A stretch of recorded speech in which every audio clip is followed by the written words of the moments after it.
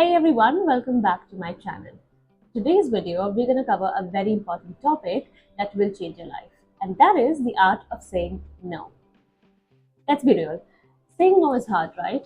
We don't want to disappoint people, we don't want to come off as rude, and we even feel guilty sometimes. But here's the truth. Every time you say yes to something you don't want, you say no to yourself. Which is why this video is very important on your journey to self-growth.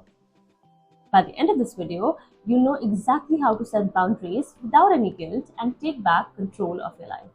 So let's dive in. We want to be liked. We all want to be liked. We all want to be a part of a group or a gang. We feel like if we don't hang out with a certain group of people every now and then we would not be included. We'll be left out. Seeing around us that good behavior or socially acceptable behavior is being rewarded molds us into this version of ourselves that constantly people please us. We're forced to believe that saying no is bad and you are being a party pooper. But this leads us to becoming yes men, and that leads to burnout. We feel guilty for prioritizing our own self. As someone who's constantly looking out for others, someone who puts others' needs before their own needs, someone who's a good friend and rescues the friend out of every situation, you will feel guilty for putting your own self first.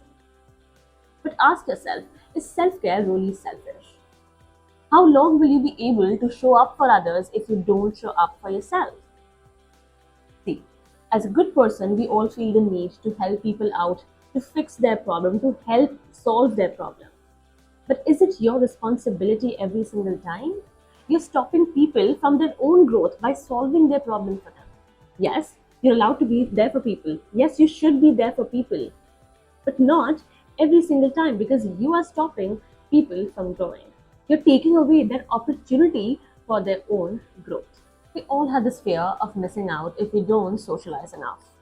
There's a lot of goodwill people out there who will tell you that it's important to put yourself out there. It's important to talk yourself up.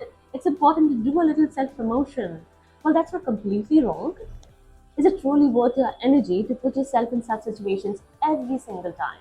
Even the ones that you're not ready for. Many of us were taught to be agreeable, especially in families where saying no was seen as disrespectful. We couldn't say no to our parents, our siblings, our relatives, so now we don't know how to say no to anybody. So we end up getting dragged into every situation that may or may not be good for us. If you've grown up with strict parents, chances are you've grown up to become a people pleaser. Because by showing repeated behavior of pleasing your parents to get their affection, you got unconsciously programmed into people pleasing. So recognizing these reasons is the first step towards change. Let's see what happens when you start saying no. When you stop overcommitting yourself to different situations, different people, you have time for what truly matters. You now have time and energy for doing things that you should be doing. If you're a person who's working very hard to live and manifest the best life, you're going to be a very busy person. Busy working on your dreams, desires, becoming that future version of yourself, which takes time and effort. You consciously have to devote your time doing things that your future self would do. And people value you more when you draw and set boundaries. Let's say there are two kinds of people. The first kind is always there for others, always available to hang out, always available to party. People check in with this person last minute, taking their presence for granted. Then there's another kind of person who's occasionally available. People plan their outings with them. People check in advance with them if they're available for any occasion. Which of these two persons do you think is more valued by people? People, by nature, take your presence for granted. So you should not be always available for everyone.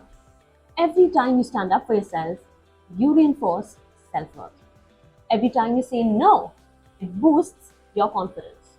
Because now, slowly you're becoming okay with not living up to everybody's expectations. You stop putting a lot of pressure on yourself to keep people around you happy.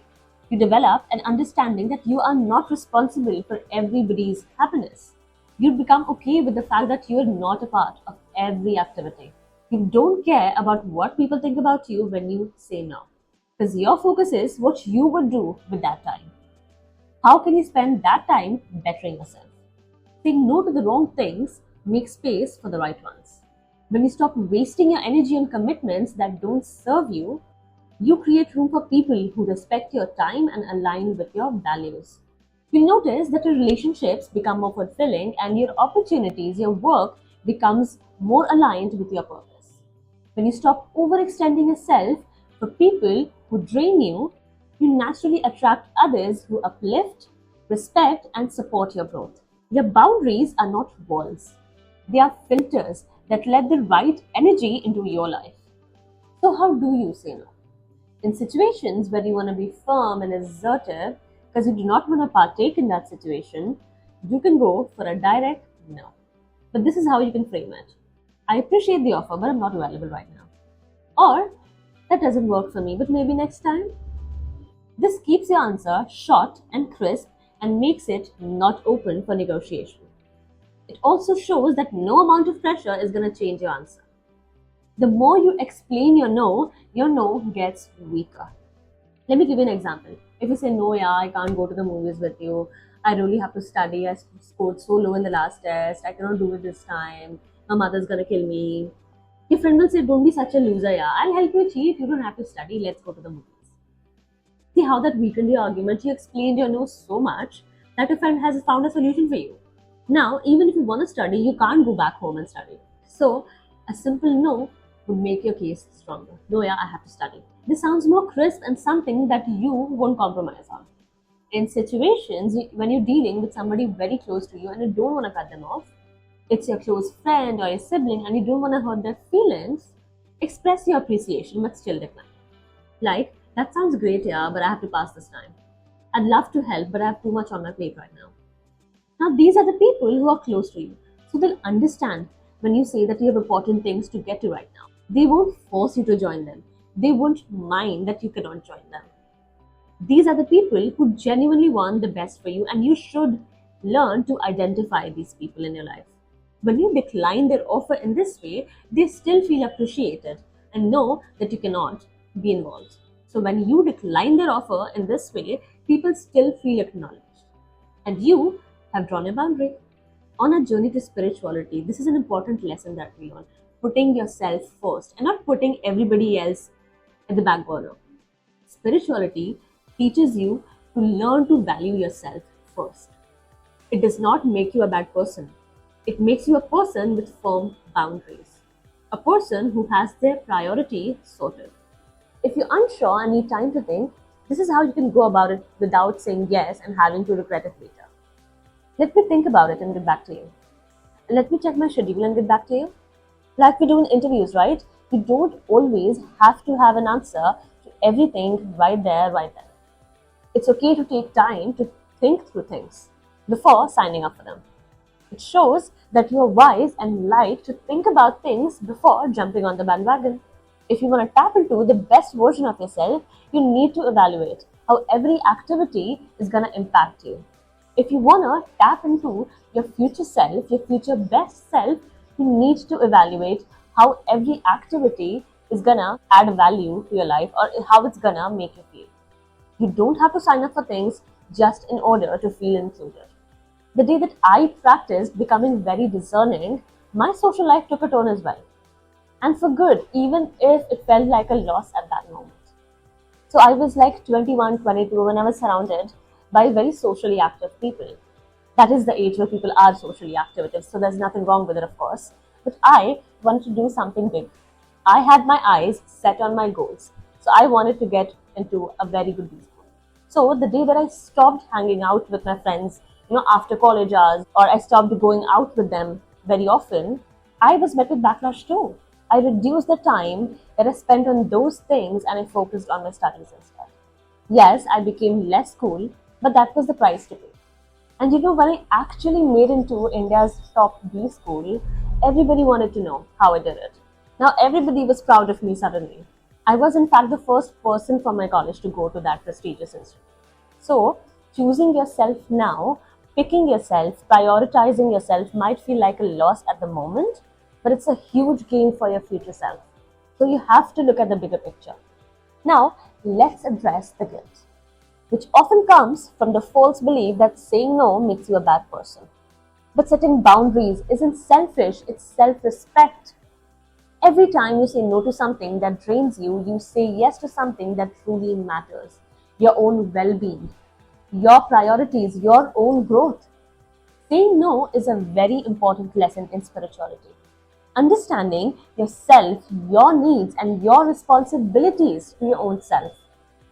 Showing up for yourself, your dreams every single time, even if you're tempted to do otherwise. Understanding that other people's disappointment is their own emotion to manage and not your responsibility. You'll be tired of carrying the burden of so many people if you can't even show up for yourself. Think long term. One uncomfortable no can save you from the very long resentment that comes from saying yes to others. So instead of feeling guilty, reframe it. You are showing others how to treat you. Your time and energy are valuable, and you have the right to choose on how and where to spend them. So choose wisely. Say no when you can. Setting firm boundaries isn't a weak person's thing. So if you're doing that, pat yourself on the back. It's a very healthy practice. Saying no is a skill, and like any skill, it takes practice. The more you do it, the easier it gets. Remember, setting boundaries isn't about pushing people away. It's about protecting your peace. If you like this video, let me know in the comments. Also tell me what is that one thing you're gonna start saying no to. Don't forget to like and subscribe, and I will see you in my next one. Bye.